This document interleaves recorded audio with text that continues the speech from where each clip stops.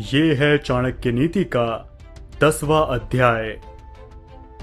जिसके पास धन नहीं है वो गरीब नहीं है, वह तो असल में रईस है यदि उसके पास विद्या है। लेकिन जिसके पास विद्या नहीं है वो तो हर प्रकार से निर्धन है।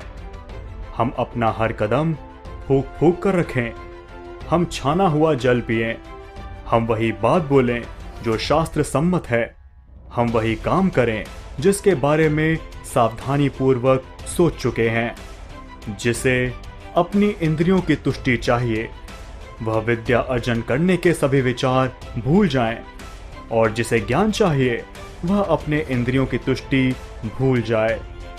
जो इंद्रिय विषयों में लगा है उसे ज्ञान कैसा, और जिसे ज्ञान है वह व्यर्थ की इंद्रिय तुष्टि में लगा रहे, यह संभव नहीं।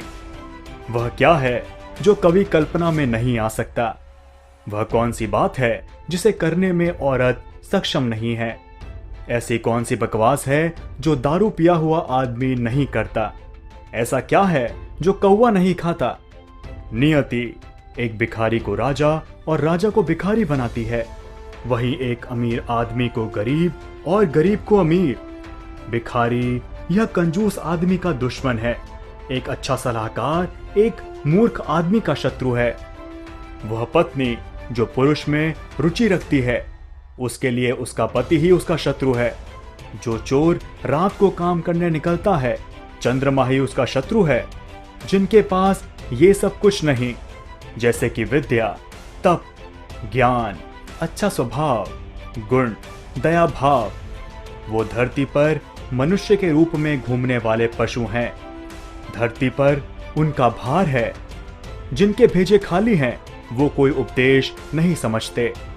यदि बांस को मलय पर्वत पर उगाया जाए तो भी उसमें चंदन के गुण नहीं आते। जिसे अपनी कोई अक्ल नहीं उसकी शास्त्र क्या भलाई करेंगे? एक अंधा आदमी आईने का क्या करेगा? एक बुरा आदमी सुधर नहीं सकता। आप पृष्ठभाग को चाहें जितना साफ करें वो श्रेष्ठ भागों की बराबरी नहीं कर सकता। अपने निकट संबंधियों का अपमान करने से जान जाती है, दूसरों का अपमान करने से दौलत जाती है, राजा का अपमान करने से सब कुछ जाता है, और एक ब्राह्मण का अपमान करने से कुल का नाश हो जाता है। ये बेहतर है कि आप जंगल में एक झाड़ के नीचे रहें जहां बाघ और हाथी रहते हैं। उस जगह रहकर आप फल खाएं और जलपान करें। आप घास पर सोएं और पुराने पेड़ों की खाल पहने, लेकिन आप अपने सगे संबंधियों में न रहें यदि आप निर्धन हो गए हैं। ब्राह्मण एक वृक्ष के समान है, उसकी प्रार्थना ही उसका मूल है। वह जो वेदों का गान करता है वही उसकी शाखाएं हैं, वह जो पुण्य कर्म करता है वही उसके पत्ते हैं। इसीलिए उसने अपने मूल को बचाना चाहिए। यदि मूल नष्ट हो जाता है तो ना ही शाखाएं रहेंगी और ना ही पत्ते।